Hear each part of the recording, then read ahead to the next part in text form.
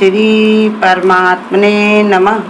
ओम श्री सत्य गुरुदेवाय नमः। ये देखिए बता रहे भगवान, यह है 9वें अध्याय का 20वां श्लोक। 20वां और 21वां एक साथ में है। सकाम यज्ञों से स्वर्ग सुख की प्राप्ति, इसका बताया भगवान। परंतु जो तीनों वेदों में विधान किए हुए सकाम कर्मों को करने वाले और सोम रस को पीने वाले, पापों से पवित्र हुए पुरुष मेरे को यज्ञों द्वारा पूजकर स्वर्ग की प्राप्ति चाहते हैं, वे पुरुष अपने पुण्यों के फल रूप इंद्रलोक को प्राप्त होकर स्वर्ग में दिव्य देवताओं के भोगों को भोगते हैं और वे विशाल स्वर्गलोक को भोगकर पूर्ण क्षीण होने पर मृत्यु लोक को प्राप्त होते। इस प्रकार स्वर्ग के साधन रूप तीनों वेदों में कहे हुए सकाम कर्म के शरण हुए अभोगों की कामना वाले पुरुष बारंबार आने जाने को प्राप्त होते हैं, अर्थात पुण्य के प्रभाव से स्वर्ग में जाते हैं, पूर्ण क्षीण होने पर मृत्यु लोक में आते हैं। ये भगवान बता रहे कि अपने ही गुण के कारण, अपने ही कर्म के कारण ही कोई स्वर्ग नरक तक जाता और कोई भगवान को ही पा लेता। इसलिए भगवान तरह तरह से यज्ञों को बताते हैं कि यज्ञों के तात्पर्य केवल हवन रूपी क्रिया से नहीं है, सभी कर्मों को न्याय पूर्वक विधि पूर्वक समर्पण की भावना से करना ही यज्ञ के अंतर्गत में आता है। कह रहे खाली उसको नहीं होता यज्ञ करके डाल दिया और उसके बाद उसका क्या मिल रहा, पाप मिल रहा, पुण्य रहा, लोग क्या कह रहे, इससे मतलब नहीं है। इससे खाली यज्ञ नहीं होता, इसी का खाली यज्ञ नहीं बताया गया। और बता रहे कि जो भी क्रियाएं नहीं हुए वरन सभी कर्मों को न्यायपूर्वक माने किसी में पक्षपात नहीं होना है। हर समय अपने मन में ये विचार रखना है कि जो भी कार्य हो रहा है इससे दूसरे को भी नुकसान नहीं होना चाहिए और अपने को भी, तुम्हें भी नुकसान होगा तो तुम भी दुखी सुखी होगे, अब किसी और को होगा तो उसका भी प्रभाव तुम्हारे ऊपर भी पड़ेगा। इसलिए भगवान ये समझा रहे कि न्यायपूर्वक विधि पूर्वक जैसे तुमने अगर अपने घर में कोई कार्य किया, घर परिवार रखे तो उनके कार्य करने के लिए भी हमेशा प्रेम से करो। और अगर भगवान ने बताया कोई अगर संसारिक कार्य तुम करना चाहते हो, कोई पंडित को बुलाकर जिससे पूछा है उसके हिसाब से करो, उसमें अपनी मति नहीं चलाओ। वेदों के विधान किए गए यज्ञों को जो लोग अपनी कामनाओं की पूर्ति के लिए करते हैं, वे उस यज्ञों के फलों को देवताओं अर्थात भगवान की दिव्य शक्तियों को अर्पण करके अधिक से अधिक स्वर्ग सुख की प्राप्ति की जीवन परम लक्ष्य समझते हैं। कहते हैं अगर कुछ लोग क्या होते हैं, देवताओं का नाम लेकर के उनके ये करते हैं, अग्नि में आहुति डालते हैं, लेकिन उनका ये लक्ष्य नहीं होता परम कल्याण के लिए, विश्व का कल्याण हो या ये पर मेरा कर्तव्य ही, ये समझ के नहीं करते, बल्कि उनके लिए उस स्वर्ग को चाहने की इच्छा होती कि हम इतना पूजा करते हैं, पाठ करते हैं, इतने यज्ञ करते, इतने तप करते हैं, भगवान हमको स्वर्ग दे दो, हमको अच्छी योनि दे दो। मानी मांगा करते भगवान अगले जन्म हमारी ऐसी संतान हो या हमारा घर द्वार हो, तो तरह तरह से लोग की इच्छाएं रहती हैं। इसलिए सुखों के देवताओं को भोगों को जैसा आनंद मानते हैं, इसी के कारण बार बार भगवान के तरफ ये उसका मांग रखते हैं, लक्ष्य होता है। यज्ञों को करने से ऐसे बन जाती है जिनके कारण उनकी चेतना में स्वर्ग के सुखों और देवताओं के भोगों जैसा आनंद छाया रहता है। उनके अंदर ये पड़ा रहता है कि हम जो ये कर रहे हैं इसका हमको फल मिलेगा, बढ़िया हम सुख से रहेंगे, देवता जैसा हमारा जीवन होगा। गुरु कहते हैं लेकिन देखा जाए तो देवता भी सुखी नहीं है, उनके पास भी बहुत काम है। ऐसे ही समझ लो जिनका एक बच्चा, घर द्वार, एक कमरा है तो उनको उतना काम है, जिसके बड़े बड़े मकान हैं उसके बाद में 2-4 बच्चे परिवार में रहे तो उनको उतना काम है, और जो सभासद बन जाते हैं उनको उतना काम जिम्मेदारी मिलती। जो मंत्री होते हैं या जो प्रधानमंत्री बनते हैं तो उनकी तो चिंताएं अनंत होती। कैसे? क्यों वो सबको कार्य करना चाहते, सबको खुश करना चाहते, सबके लिए जीना चाहते।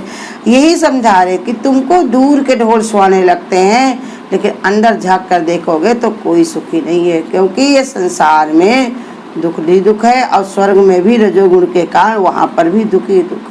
सब रजोगुण के देवी देवता जितने हैं वो सब रजोगुण के कारण ही एक दूसरे में सब भिड़े रहते, परेशान रहते हैं। तो कहते देवताओं की दिव्य शक्तियाँ हैं, उनको सुख प्राप्ति के लिए कर्म नहीं करना पड़ता, उनकी इच्छा से सारे सुख उपस्थित हो जाते।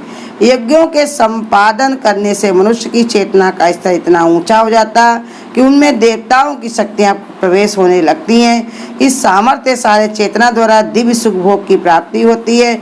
इसलिए भगवान तरह तरह के समझाते हैं कि कुछ विद्वान ये कहते हैं कि सोम एवं ये एक यज्ञ है, इसको करने से रसना भूति होती है, वही सोमरस का पान कहलाती है। कहा ये क्या है, संसार में लोग जो यज्ञ करते हैं, यज्ञ में जो सुख मिलता है मन में सोचते हैं, वो सोमरस को पीते हैं। माने सुंदर उनके अंदर विचार होते हैं कि बढ़िया हम ये यज्ञ कर रहे, तप कर रहे, दान कर रहे, अब हमको स्वर्ग मिलेगा, हम बढ़िया चैन से वहाँ पर बंसी बजाएंगे, आराम से वहाँ पर हम रहेंगे।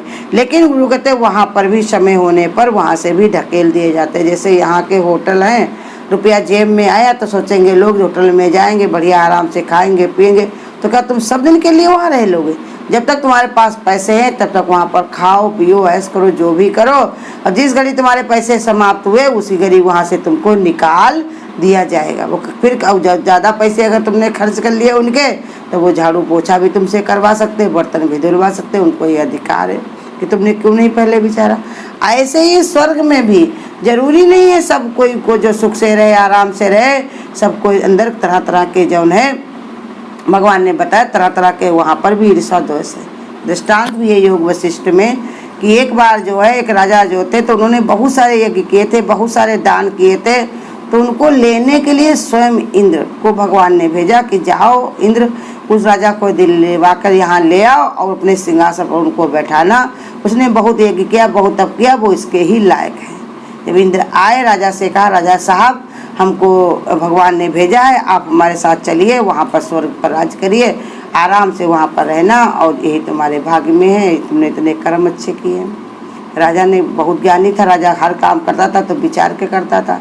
तो राजा ने कहा हम स्वर्ग तभी जाएंगे जब वहाँ का हालचाल बताओगे। जिस संसार में लोग तरह रहते हैं, क्या स्वर्ग में भी ऐसे रहते हैं? कहा हाँ हाँ स्वर्ग में भी यही है। क्या स्वर्ग में क्या है? तो कहा कि देखो वहाँ पर भी जो बड़े ऊंची पदवी पर बैठते हैं, जैसे इंद्र जैसे राजा हमारे जैसे होते हैं, तो वह अहंकार में भूले रहते हैं और तरह तरह के अप्सराओं को नाच देखना, सबको बंदी बनाना, सब पर अपना दावा जमाना, यही मेरे जो गुण में व्यस्त रहते हैं। कहा जो बीच में रहते तो वो ऊपर वाले से नफरत करते, नीचे वाले से वो घृणा करते हैं कि देखो कैसा दीनहीन है, कैसा मेरे नीचे रहता है। ऊपर वाले कहता है कभी ये मरे, हम कुर्सी खाली हो, हम इस पर बैठे। और जो नीचे वाला, सबसे नीचे वाला जो है, वो वहाँ पर भी झाड़ू पोछा करता है। अभी तुमको ही कोई होटल में ले जाए, वहाँ झाड़ू पोछा करो तो तुम्हें आनंद आएगा? होटल का नहीं आएगा ना। ऐसे ही बता रहे कि खाली स्वर्ग देखने में सुनने में लग रहा बड़ा सुंदर है, सोमरस मनी मन में पीते रहते हैं, कहीं पर भी सोमरस नहीं है। क्योंकि गुरु कहते हैं जो सुख है किसमें? त्याग में। त्याग में सुख है, ना कि धारण करने में, ग्रहण करने में। कोई भी चीज़ जो होती है, जब तक तुम्हारे अंदर त्याग भावना नहीं होगी, परमात्मा को अर्पण भावना नहीं होगी, तब तक तुम्हारे अंदर शांति और तृप्ति नहीं आ सकती। तो इसलिए बताया उसी में पड़े रहते हैं सब लोग हैं, इसी में रमे रहते हैं, लेकिन रसनाभूति होती रहती है, इसी को पान करते रहते हैं। इसलिए भगवान ने समझा रहे पुण्य कर्मों के महान राशि का उपभोग स्वर्ग जैसे सुख को भोगने से धीरे धीरे पुण्य समाप्त हो जाते हैं। अब पुण्य की समाप्ति जब जीव को फिर से मनुष्य योनि में लौटना पड़ता है। यदि फिर मनुष्य जीवन का उपयोग सुख के अर्जन के लिए ही किया जाए तो फिर स्वर्ग की प्राप्ति संसार में लौटने का क्रम चलता रहता, जीव को मोक्ष की प्राप्ति नहीं होती। कहते बस इसी के कारण ही मनुष्य अपने कर्मों के कारण इसी में बार बार आता और जाता रहता है। काहे के कारण? धीरे धीरे कहा, जैसे तुम्हें रुपया पैसा अगर तुमने बहुत कमा कर इकट्ठा किए हैं तो ये ऐसा आराम करने के लिए नहीं है, आगे के लिए तुम विचार करो कि अभी मेरे अंदर इतनी शक्ति है, इतनी ताकत है, तो हम इतना कर पा रहे, कल हमारे हाथ पैर थकेंगे तो हमें कर पाएँ कि ना कर पाएँ। तो विचार कुशल जो होते तो वो ऐसे विचार करते हैं, और जिनके अंदर ऐसी समझ नहीं होती तो वो बढ़िया कमाते हैं, शाम को आराम से खा पी के उड़ा देते हैं। ऐसे ही स्वर्ग भी बताया कि वो पूजा पाठ करते हैं, यज्ञ दान तप करते हैं, लेकिन उसके बदले पे भगवान की चाहना कर लेते हैं, फिर उसकी धीरे धीरे पुण्य फिर धीरे धीरे समाप्त भी हो जाते। भाई कोई भी चीज़, कोई सी भी कमाई हो, वो धीरे धीरे समाप्त हो जाएगी। ऐसे ये पुण्य इकट्ठा करते रहते, धीरे धीरे वो समाप्त हो जाते। अब कहीं कोई न कोई दिन, जैसे अभी तुम बाजार में भी जाओ, कितना भी रुपया लेकर के जाओ, वहाँ चीज़ वस्तु लेते रहोगे तो वो ख़त्म हो जाएगा ना। ऐसे वहाँ पर भी हर चीज़ का गुरु कहते हैं, सब चीज़ के कर्म के कारण ही सब चीज़ सुख मिलते हैं, और धीरे धीरे वो जब समाप्त हो जाते हैं तब फिर से मनुष्य योनि में लौटना पड़ता। भाई गीता ही बता रही, समझा रही है। तो कहते फिर उनको स्वर्ग की प्राप्ति और संसार में लौटना क्रम चलता रहता। फिर धीरे धीरे यहाँ पर कमाते, वहाँ पर बढ़िया खाते, मलयास करते, लौट के फिर यहीं आते। कुछ लोग देखो गाँव से आते हैं यहाँ पर कार्य करने के लिए, कपड़े पुताई करेंगे और मजदूरी करेंगे, परेशानी करेंगे, और जब घर में जाएंगे तो राजा बाबू बन करके जाते हैं, बढ़िया फर नोट निकाल निकाल के खर्च करते हैं, लेकिन ख़त्म हो जाते तो फिर यहीं आते, फिर उनको परेशान होना पड़ता। ऐसे ही जो लोग नहीं विचार करते हैं तो उनको भी ऐसे ही परेशान होना पड़ता है। इसलिए भगवान ये समझा रहे कि तुम इस सर्वगुण निर्गुण विराट रूप की उपासना से भगवान की प्राप्ति और देव पूजन के स्वर्ग सुखों की प्राप्ति का वर्णन आ गया है। परंतु यदि कोई भगवान का प्रेमी भक्त निष्काम भाव से जीव का पर्जन के सारे कर्तव्य करता रहे तो उसके लौकिक योगक्षेम का निर्वाह कैसे होगा, इसको भगवान आगे तरह तरह से समझाते हैं कि मैं ही, फिर जब हमको ही सब कुछ वो अर्पण कर देता, हमारे ही सारे वो खड़ा हो जाता है, तो फिर मैं ही उसका सब भार उठाता हूँ। जैसे एक बच्चा अपनी माँ बाप के सारे रहता है तो माँ बाप उसकी सारी चिंता देखे रहते हैं, उसको क्या चाहिए, कब चाहिए, उसके घर परिवार में क्या समस्या है, वो सब देखे रहता है। जो लोग और जिनको पूरा विश्वास ही नहीं तो वो अपने न्यारे होकर कहते, तो माँ बाप भी कहते हैं हमको क्या करना है, तुम अपना खुद ही देखभाल करो। ऐसे ही भगवान कहते हैं जो निष्काम भाव से सब काम करते हैं वो हमको ही अर्पण कर देते हैं, तो उनका योगक्षेम मैं ही वहन करता हूँ, मेरे ऊपर उनकी जिम्मेदारी आ जाती है। मैं उनको छोड़ता नहीं हूँ बीच में में, अकेले नहीं पढ़ने देता, हमेशा हम उनके साथ में रहते हैं, हमेशा वो हमारे साथ में रहते हैं। उनसे मैं जोड़ करके अपना योग माने होता जुड़ाव भगवान से जोड़ करके वो रखते हैं। तो भगवान कहते हैं हमारी तो आदत ऐसी है कि हम दोस्ती करते तो तोड़ते नहीं। तरह तरह से भगवान हमको समझाते हैं, तो इसलिए भगवान ने कहा मैं तरह तरह से उनके लिए तैयार रहता हूँ।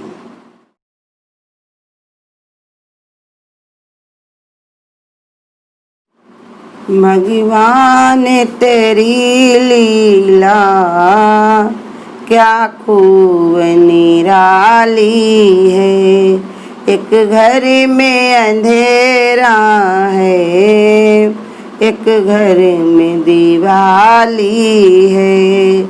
भगवान तेरी लीला क्या खूब निराली है, क्या खूब तमाशा है, क्या खेल रचाया है। एक खेल तेरा दाता कोई समझ न पाया है, कोई अरबों का बाली है, कोई गोद भी खाली है।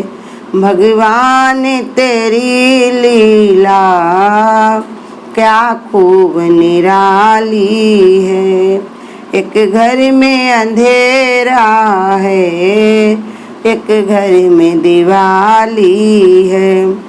कोई सुंदरी इतना है फूलों से सजते हैं, कभी भी कविता करके गुण रूप के गाते हैं। कोई कुरूप इतना है ज्यों रजनी काली है।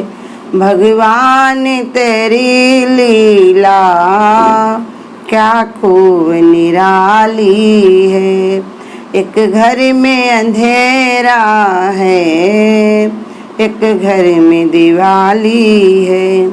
संसार पहेली है, उलझन ही उलझन है, बेमोल ये रिश्तों का यहाँ कैसा बंधन है। कुछ दिन के लिए हमने ये दुनिया बसा ली है। भगवान तेरी लीला क्या खूब निराली है, एक घर में अंधेरा है, एक घर में दिवाली है। भगवान तेरी लीला क्या खूब निराली। अगर आपको आज की वीडियो अच्छी लगी हो तो वीडियो को लाइक और शेयर करना ना भूलें। आगे की वीडियोस देखने के लिए चैनल को सब्सक्राइब करें और नोटिफिकेशन